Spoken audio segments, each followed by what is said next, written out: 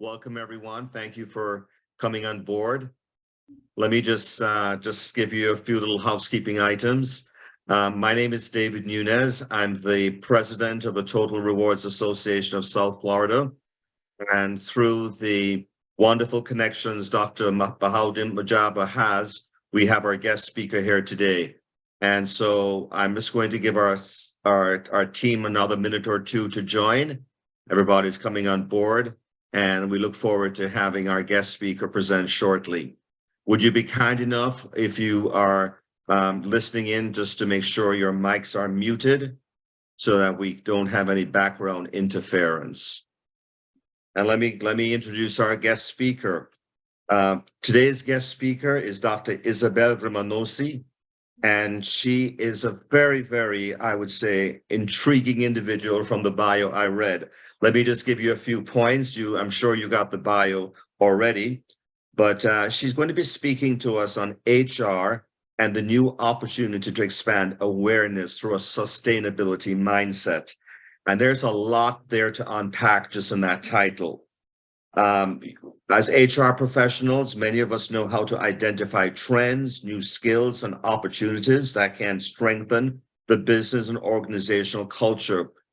In this webinar, Dr. Isabel will share about her research on the sustainability mindset, set of new leadership skills that can escape a liability by creating a strategic advantage. She is very highly educated. She has a doctorate in education. She's the convener and chair of LEAP, the PRME working group on the sustainability mindset, which is a global network of academics promoting an evolutionary shift in consciousness. She's the author of 27 books. Now that's a wow. 27 books and multiple papers, and has co-developed the Sustainability Mindset Indicator, which was awarded 3 prizes in 2019 and 2021 at Reimagining Education. Isabel earned her doctorate at Columbia University, has her MBA from the Universidad de Palermo, and a BA in psychology from the Universidad de Buenos Aires. So we'd like to give her a very warm welcome, and we'd like to thank our sponsors, National Financial Partners, and Colonial Life again for this webinar. Dr. Isabel, it's all yours, and welcome. Glad to have you. Thank you very much, David, and thank you, Bahaudin, for inviting me. So very happy to be here. And as always, this is a topic that is fascinating because actually that is how my whole journey of the last 17 years started, when I was curious about how could we develop, if it was possible first, to develop intentionally a new generation of leaders that would be more mindful about the impact on their impact in society and on the environment. So that was the first question that was sort of bothering me. I said, is there anything that we could do? And that was a time where we heard a lot about leadership that was gone wrong, like Enron, and we had these cases here and there. And I started to think, together with a number of colleagues, what is it that we have been teaching this generation that they act in such a way? So really, but rather than understanding what went wrong, I wanted to understand those cases where things go in a way that we like. So I wanted to understand why some leaders acted in a different way without necessarily going into philanthropy. They changed how their organization was operating to have a more positive footprint on the environment or the society. And I wanted to understand, why did they do it? Is there something that they have in common? Is there maybe anything that we could develop in that for a new generation?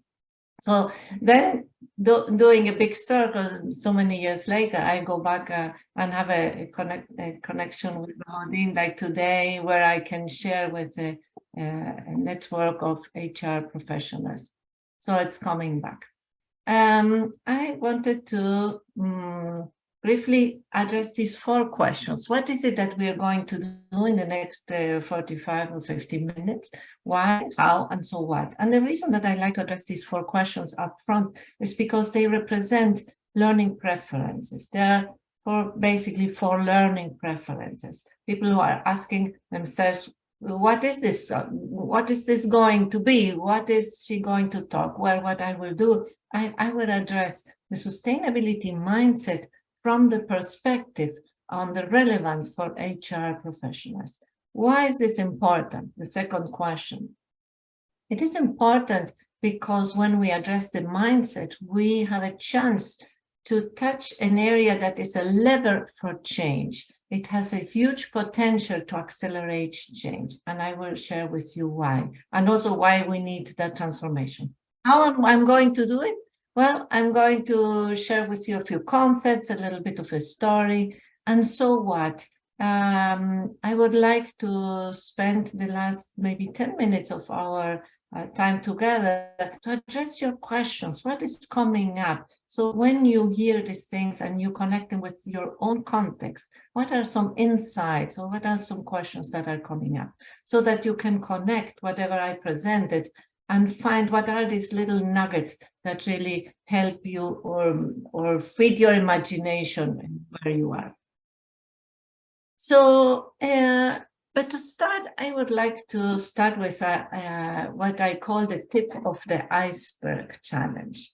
We have, when we think of leaders, of development in organizations, of how can we address the needed skills of our teams, of our management, we have to think of what is the context they are in. There are new regulations, there is ESG reporting in some places, maybe they work in an international firm and the ESG reporting is mandatory in some other countries, not everywhere.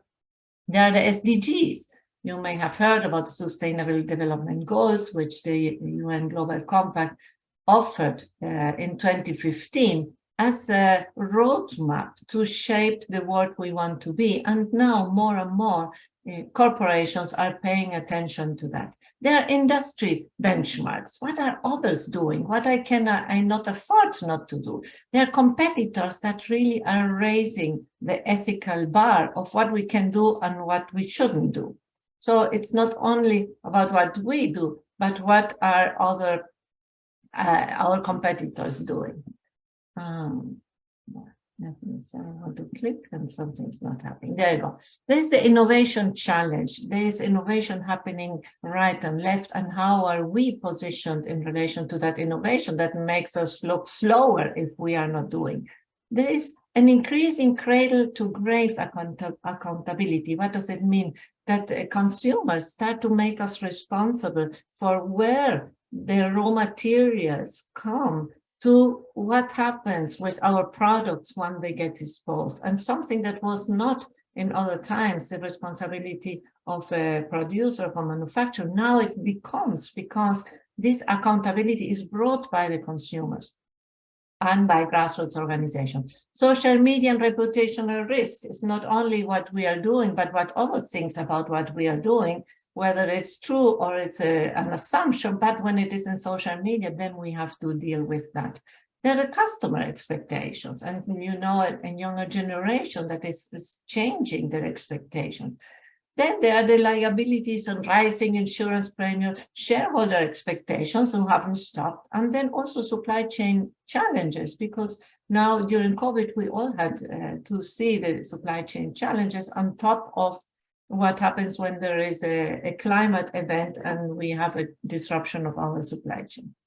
And then we want to hire Gen Z who have different expectations, right? They want maybe more work-life balance. They ask what are the values of the organization, what is the purpose, etc.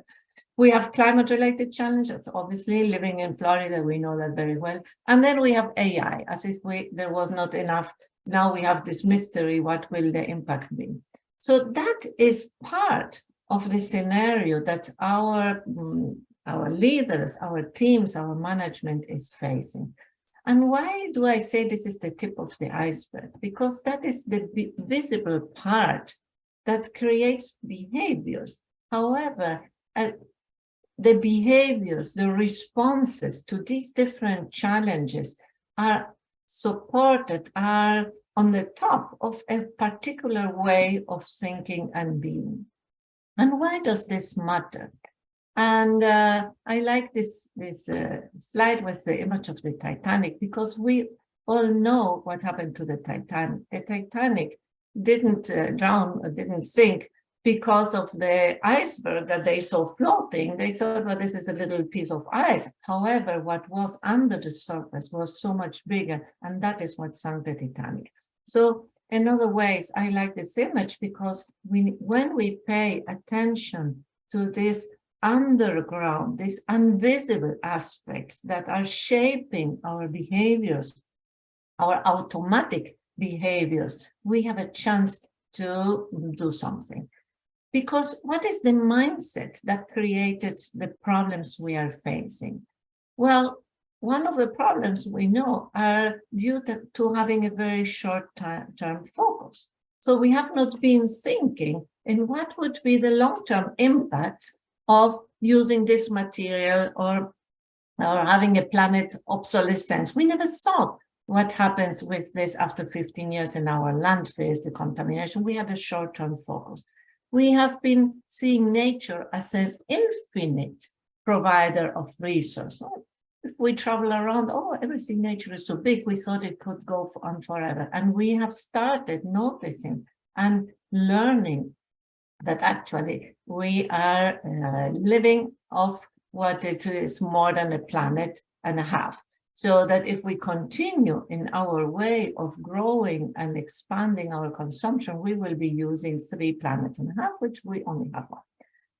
Then we have been prioritizing financial returns, obviously, because that was it. But however, that took us to down a road where we now see some consequences. There is a lot of unintentional harm. It's not that we tried collectively to ruin the planet, but it was unintentional. It was just short, like a myopic perspective. We have been paying attention, stakeholders, yes, the clients, the employees, maybe the vendors, maybe the community, and obviously the shareholders. And that was our stakeholders. However, we haven't been thinking beyond that. What about the next generation?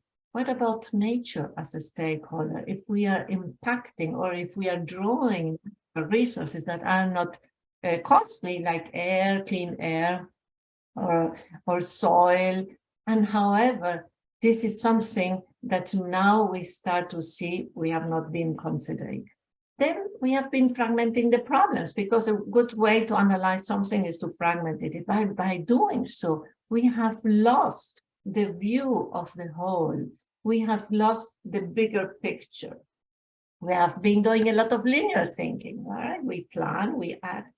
However, there is more than linear planning. It's not an either or, but we have also to see what are the paradoxes that are maybe not in this linear logic. Rational thinking, very good. Avoid emotions. We all have heard it. However, when we leave our emotions aside, we lose the possibility to connect from the heart. We lose the possibility to connect to our own values, to our own sense of purpose. And then we are ourselves fragmented. Not good. Fear of risks, obviously. Creativity is stunned by the fear of risk. Let's go the safe way, what we have tried before. Siloed thinking, speedy actions. Well, we are living all in a fast pace, so we have to act quickly. And because we have to act quickly and never finish all the things we have to do, the less we spend reflecting, oh, wait a moment, why am I doing this anyway? There's no time, right? As a result, we end up doing sometimes this unintentional harm. It's not that we are bad, it's just that we didn't take the time to consider the implications of our decisions. And then, as I said before, we have been collectively pushed, encouraged in a tacit way to disconnect from purpose and values, and what is our personal purpose, and also maybe what is a larger purpose. But that has stayed separate. And we have this chain that is called St. Scottish Friday that talks about how we have separated what is it that really fulfills us and where do we find it. So this is a little bit of the mindset that has created the problems we are seeing. So what is a sustainability mindset? Let me give a quick definition. It is a way of thinking and being that is expressed in actions for the greater good, right? The actions, greater good could be the community, the environment, the ecosystem, as you want to make it. But basically, it is a broader way of thinking and being. It brings these two dimensions together. And this goes back now, let me step back for a moment. When I was entertaining this question, I started my doctoral research in Columbia University with that question. I wanted to understand why certain business leaders didn't stop doing business as usual and went down a very difficult path because they were not really understood by their peers, by the leadership teams, and they decided that they had to do things differently, but they didn't know how. And so it was a difficult case to sell it internally because for some reason they had changed. And as a result of their leadership, their whole operation was transformed and it started to have a better impact on the community or on the environment. And I say a better impact because I studied, this is about 17 years ago, and the people that I was studying, they already had done it. So that was the time of do less harm. It was not yet the do good. It was the do less harm. How can we do less harm? So I started to interview these individuals and try to find out what happened. Why did you change? No one asked you. This was not something that was mandated, obviously. And I started to collect and hear these stories. And as I started to code these different themes that were coming up, I realized, A, that there were a number of things that they had in common, and B, that there were a number of aspects that we could actually influence, that we could intentionally develop. And that was one of my question marks going into the study, because I said, well, maybe these people had some kind of personal enlightenment, or maybe a trauma, maybe they lost someone, or something happened to them that really prompted them to think wider than just the financial returns. And that obviously is not something that we can replicate. But when I had these conversations, I realized that there were a number of things that, yes, we could influence, we could develop them. And that was the good news. So I called these aspects that I identified the sustainability mindset. And later I sort of coded it, stated them as 12 principles, because it is easier to understand them when you state them as principles. They fall into 4 content areas. The ecological worldview, which relates, there are 2 principles that fall into this category, and these 2 principles influence how we see the world, how we make meaning, our worldview, so to say. And it is ecological because it has the planet, oikos, our home, as a center of that worldview. That is planet, including the people, right? So there are 2 principles that allow us to develop that ecological worldview. One is ecoliteracy, which refers to understanding the complexity of the challenges that we are facing, but also how we feel about them. And that is very important, because we may know, we have heard it maybe that 1 in 6 people don't have access to safe water. But do I feel anything? Well, I have my water bottle, nothing I can do, that others don't have water. I am not connected through my emotions with this. As a consequence, my motivation to do anything about this is very low because it's so far, it's sort of not relevant for me. Different is it if I'm going to visit a friend in India and she said, oh, you can stay with us. And then I want to take a shower. And she said, oh, there is a bucket in the bathroom. And I said, what's the bucket for? The bucket is because you fill it up. The bucket was small. I mean, not a bucket like we use in the kitchen, a little bucket like this. So you fill it, and that is what you use for your daily hygiene, because we needed to get the water from a truck, and we pay for the water, and they come only every 3 days. And suddenly I started to think not only how I use the water back home, but the reality of my friend. So now I was involved in her situation. I had feelings about it. I started to think, oh, does it happen in other places? How does my saving water at home impact what is happening in India? Does it not? So I started to think, I started to be engaged with the topic. My contribution is another very powerful principle that relates to understanding in what ways I am unintentionally a contributor to the problems. A contributor meaning part of the problem. Because when we realize in what ways we are unintentionally part of the problem, we have a chance to do something. As long as we don't know, there's nothing we can do. But once we start to realize it, it gives us, it is empowering. It sounds a little bit like we feel guilty, but actually the other side of the coin is we feel also empowered, because then we can do something, because we are making decisions that can impact that.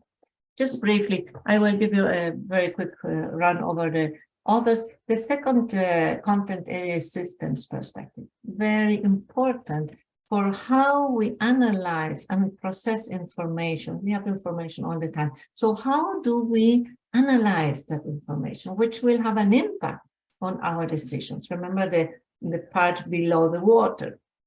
So are we considering the long-term thinking when we are making a decision? And how long is our long-term thinking? Are we understanding that everything flows in cycles, or do we think that we can go in a linear way, consuming and having growth targets more and more and more without considering that there is a cycle in nature? A very challenging one. Both and thinking, very important in our polarized world, right? We have a lot of either ors. Either are you with me or you're against me. Either you're in one party or you're in the other. We have polarization in every country.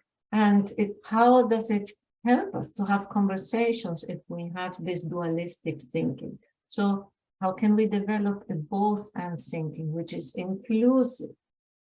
Very challenging, but super important for sustainability.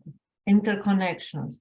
We analyze the egg, breaking it, and then we have a broken egg. So how can we reestablish the whole so that we understand the interconnections, not just analyze into silos, but then see how things are interconnected, and ask ourselves when we are about to make a decision, I wonder, who are the stakeholders that I'm not thinking of that will be impacted by this? In other geographies, in other times, just expanding our thinking. In terms of emotional intelligence, there are 3 principles that fall into that area. One is reflection. And the reflection actually relates to noticing first our pace, because we are all at such a fast pace that because everybody is running, we think that is like the Earth is going at, what is it, 40,000 kilometers, and we don't notice it because we are in it, right? But if it would stop, we would all fly into the space. The same happens with our rhythm. We are all working at a fast pace, and because of that fast pace, we are more into executing things than pausing and reflecting and saying, why am I doing this anyway? which are the important questions when we want to revise our automatic habits, our habits that are unsustainable.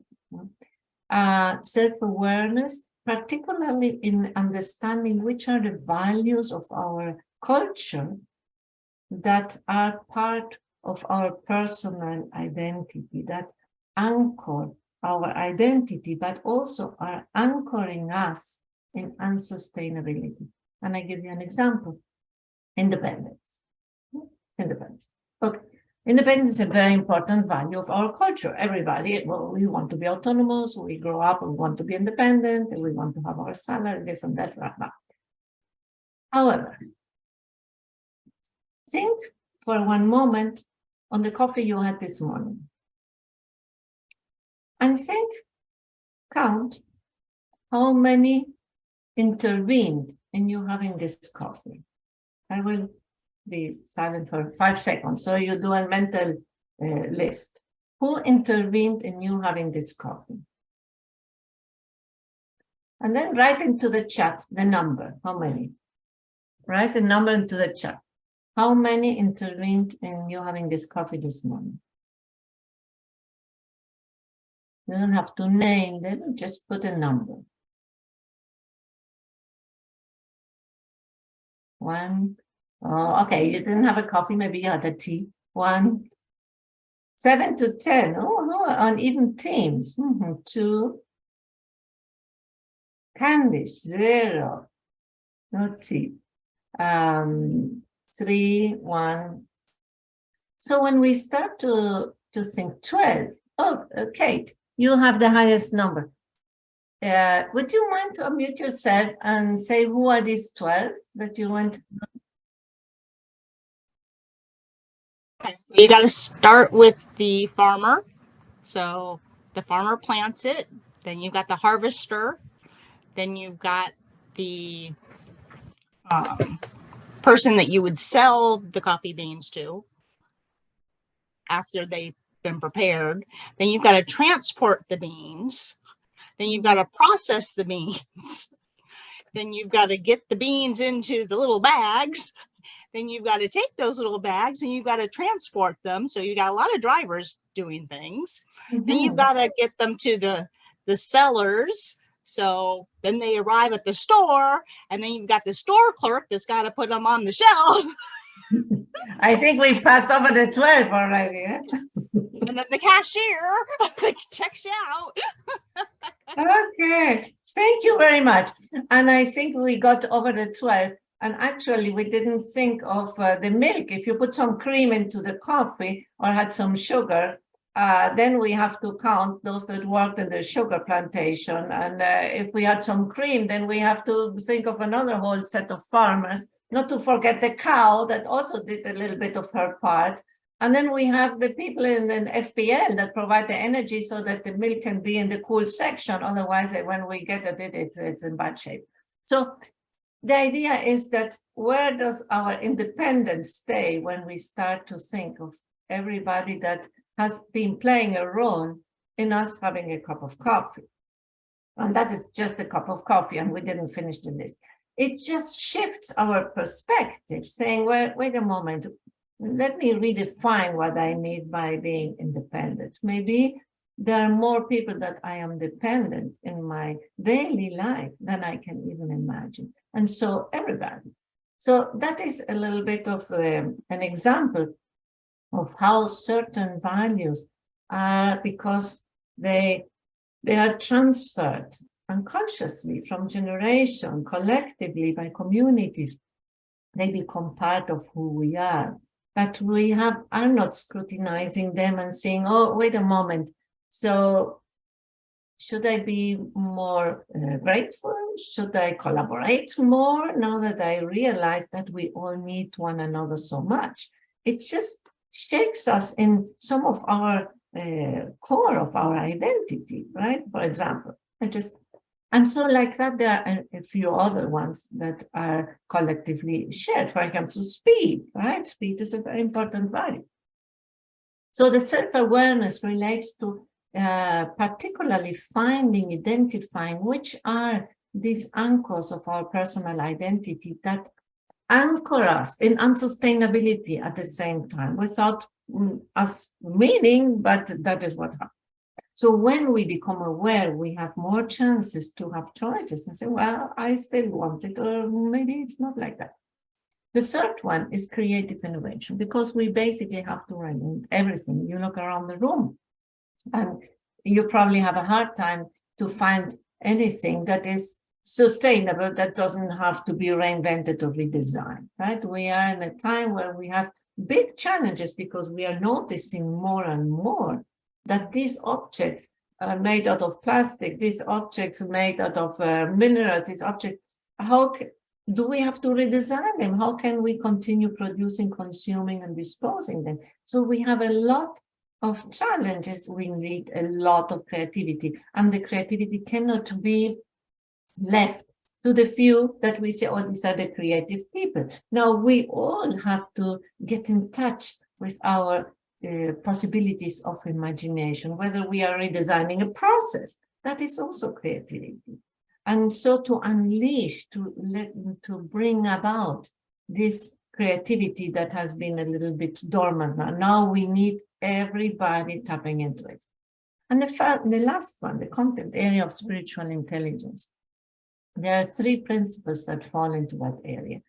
One is called the oneness with nature. That means that it's an alternative to understanding nature in an instrumental way. Nature as something that I use, natural resources. Even in the language, we talk about natural resources. Like in the past, we would talk about human resources. Now you would talk about talent. But in the past, we talked about people as resources for production, right? So one day, suddenly it felt wrong. And I said, oh, no, we need to change that term, because what this term represents, I don't like it anymore. So with the natural resources, something similar happens. How are we relating to nature? Are we a user? Are we part of nature? Are we a steward of nature? What is our relationship with nature? And I will tell you a funny story. One day I was at a forum in New York at the business school, and I was doing a class, and I asked the students, so tell me one thing that we don't need nature for. And so one said, well, for many things we don't need nature. I said, okay, good, give me an example. And so the student holds up the phone. And someone else says, no, but Philippe, the phone has plastics, has minerals. Oh, you're right. Okay. So no, but there are other things. Well, like what? And after a few minutes, I'm like, oh, well, actually, we need nature for everything. Oh, really? So how does that realization impact our relationship with nature, and how we act, how we feel part of it, how we act responsibly, how are we restoring? And in 1986, there was a Brundtland, you may have heard the Brundtland report, the first time that there was a definition of sustainable development. And they say sustainable development is a development that ensures the needs of the future. That is something like that, not exactly. That we will be able, generations in the future will be able to meet their needs. And I am thinking, 87, that is now 40 years ago, more or less. I'm thinking that definition no longer holds. It's no longer about meeting the needs of the future. It's about revisiting, revising, what are the needs or what are the wants?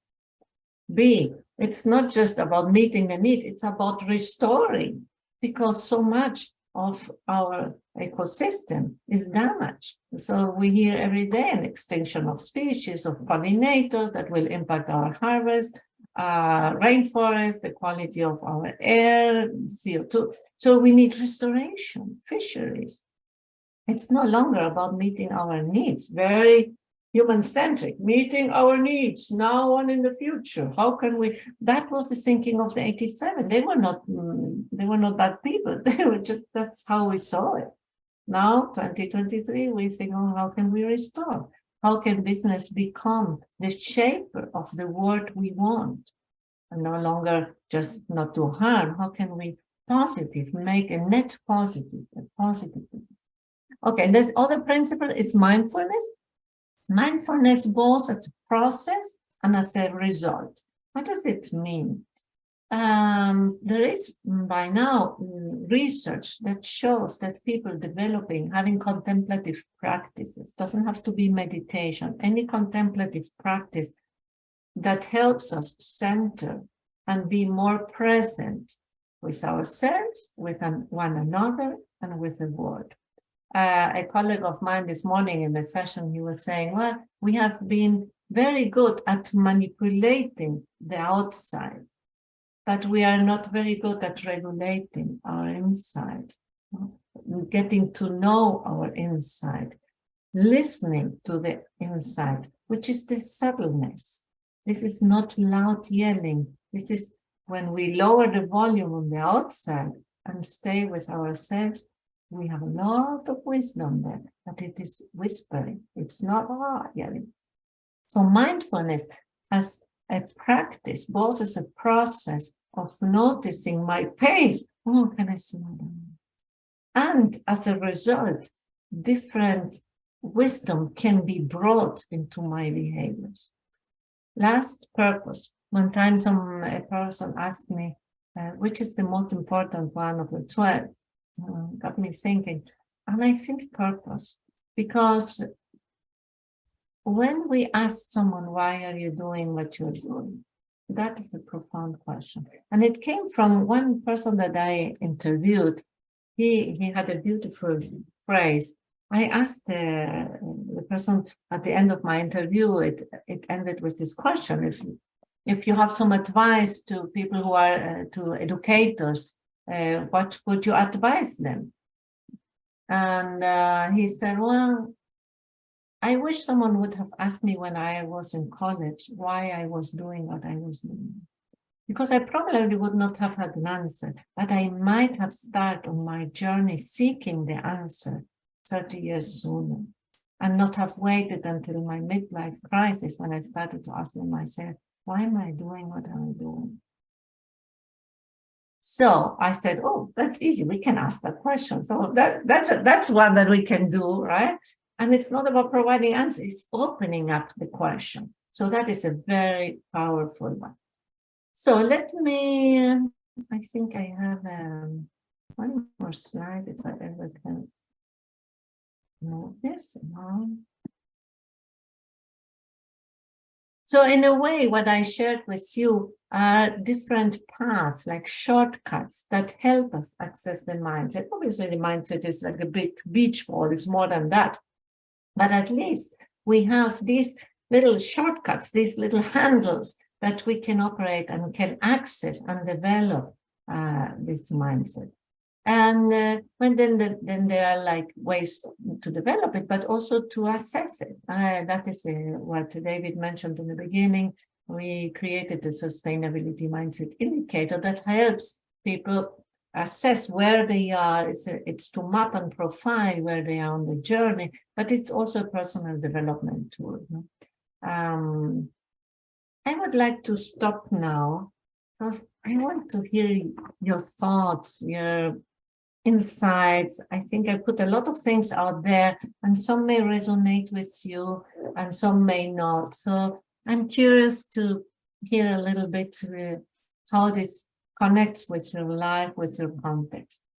So if you want to unmute yourself or write a question a comment into the chat. Dr. Isabel, this is David. The word that comes to my mind that probably encapsulates a lot of what you're saying is stewardship. Are we really stewards of all that we've been entrusted? And to recognize that we don't own anything, we are loaned everything, and we have to use those resources wisely, and we steward everything for the next generation. And I think once we understand that we are not owners, but really, in essence, partakers of a gift. Everything in life is a gift. that we can then employ everything with a mindset that is more other-centric rather than self-centric. Yeah. And it takes some quietness to notice that and to scrutinize our daily decisions if we are living up to that wisdom or to that understanding. Because in the day-to-day, we need to be effective, we need to get things done. And that is where it slips, where we go into automatic habit that we haven't examined. Let me see if with this decision we are really honoring the stewardship or not. No? I think that's where we have accountability as well, Yeah. where we have to have accountability relationships so that we can live up to what we profess. Yeah. Thank you. What other thoughts? Just unmute yourself, or if you prefer to write a comment or an insight into the chat, a question. What are things that you heard in this last my last monologue that resonated with you, or maybe that you leaned against and I don't think so? I have a question on mindfulness. I mean, that's a very broad term. I've heard it thrown around in so many presentations, and I only think I've gotten the tip of the iceberg, as you said. I mean, if you could maybe expound further on what you think mindfulness is and how we employ that. Yeah. It's basically I'm sorry to interrupt. My question kind of goes hand in hand. I was typing. I think the professor beat me to it. But one of my questions was what changes have you seen in leaders today when they start applying the one of the 12 sustainability mindset principles? What kind of changes have they made once they applied those principles in the company? Like what kind of positive changes were made? And how were the employees affected? Thank you very much. So just to give you the quick definition, David, to your question, I refer to mindfulness both as a process and as a result. And basically it is the faculty, the habit of slowing down, of noticing, of centering ourselves, paying attention to our insight so that we can come up more present in our interactions with one another. Because many times, because we are living in such a fast pace, we are talking and listening, oh, why should we do this and that? And our mind is already in what comes next. And we get, these little attention spans, and we are not fully present. But that also is listening to our own values, to our own inner wisdom. So this is a part that needs to be brought more, and it only can happen when we slow down. And that goes back to and there are many contemplative practices. Some people do gardening, some of us work. It's not just about meditation. The tea ceremony, rituals, there are many ways, having dialogues, etc. So that a little bit to your Thank you. Andrea, to your question. So I need to tell you that when I started today, I said we have come full circle. Because after I finished my research, I started teaching. I started teaching in business schools, I started teaching in undergraduates, and I started teaching as a guest professor, and really focused on educational institutions, working with students and later working with faculty.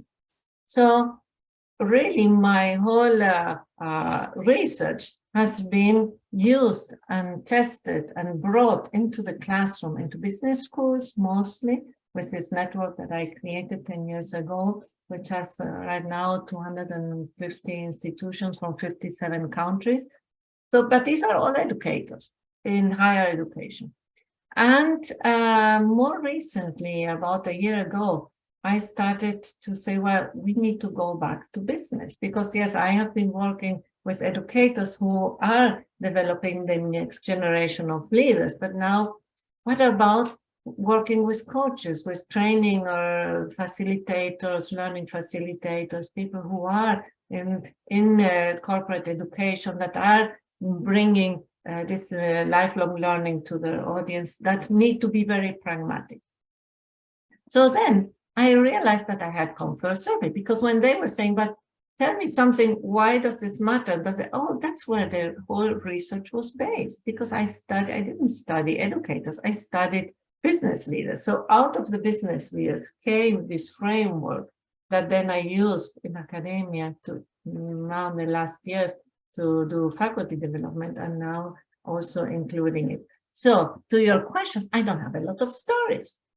I have the stories where this came from, but these people were not developed with this. They acted it, and the conceptual framework was sort of extracted out of the practice. Now, what I have seen in the last couple of years, for example, about 2 years ago, a person contacted me from Germany, and he has an institute. It's called the Mindful Finance Institute, which to me sounded like an oxymoron, but it exists. So he had found one of my books, and he wanted to hear about more, because having this Mindful Finance Institute, he was interested in the mindset and the framework. So we started to talk, and he had been a banker. He was a venture capitalist, and then he got burned out, and then he went 7 years away and trying to recover his health and his sanity, and did a lot of personal development work. And then when he decided to come back and cater to the financial sector, to banking sector, because they said they are the most fragmented, they are sort of so not in touch with their inner consciousness, with their values, that they are the ones that get burned out the most, like himself, and they need it the most. So he started to work with them. And he's the one that is now translating one of the books into German, because he says Germans don't like to read in English. So he is translating one of the books, and he's using this framework in his workshops and trainings and leadership development with bankers. What is it that he's saying? That this is an unusual language for them. I'm doing some courses now for CEDEP, which is part of the INSEAD, and they do executive programs like an executive MBA for leaders in Europe, mostly European companies. And what I find in these sessions is that these leaders are so much into the doing that they are sort of surprised when they're given the opportunity. Let's pause and reflect. Let's have a dialogue. What does this mean for you? How is, for example, we work on this, my contribution. How is that contribution happening in your everyday? What is it, something that you can do? So having these moments of reflection, when we do the feedback, it's all about, oh, that was unusual. Oh, so much time. We never have time to reflect. We never have time to step out in the balcony and look down to who we are, who we want to be, what is the difference we want to make. So if you're still there, Sonia, that is sort of Andrea. So that is a little bit the story. We are in the beginning of seeing the impact. I have seen no research yet about this. I think with the instrument, we may have a little bit more, because more people are engaging into it and trying to do some studies, but this is all very new territory. I have an additional question that comes with that as well. Do you think that with this implementing these types of values would also change not only the leaders, but more of the employees within a company? For instance, if the leader decides to start implementing more spiritual intelligence, do you think that employees would have more of a work and life balance, especially now in America, in corporate America, where many of our employees are overworked? And do you think that there should, if more companies start implementing these, you think there would be an incline to more of like, I guess, work and life balance in the industries and organizations? Totally. Probably not calling it spiritual intelligence, because this is a term I share with you, but it's not something that you would go into an organization and talk about that. People have different understanding and may think spirituality is religion, and we don't want to go there. But when we talk about values, what is important for you, what the difference is that you want to make, what is your purpose, where do you feel that you show up with your best, at your best? That is an area that has huge power, and that really creates for more satisfying lives. And when we are better with ourselves, we are better with one another. Yes, not just leaders. So let's say if just because in a company there's, like you mentioned, there's a variety of people that work in a company with different values. So how would, let's say in a business perspective, how would a leader be able to apply, let's say, more of the employees' values into their work? I don't know if that question makes sense. Well, yes. For example, I have heard for some that just start circles of dialogue. Let's do a brown bag lunch where we have conversations, about what does value mean for us? Who are we serving as an organization? What is the difference we could make besides selling our products? What is the difference? Who are our stakeholders? These are profound questions that when they are asked within a team or collectively, they open up new windows of understanding. I know that we are a little bit tight of time. I want to show a slide with resources, because maybe you can take just a picture of that, and we still can talk, but I think particularly the black book that is sort of third in the line, that is one that is very profound and very easy to read. It is written as a theater plot, and so it is very easy to read. It's a fictional conversation among five strangers, and they talk about sustainability, and it introduces one by one the principles, but in a very easy way, but yet profound. So I know that there are a lot of books there, but maybe if you would try to find some examples and ideas, you may find it in that black book.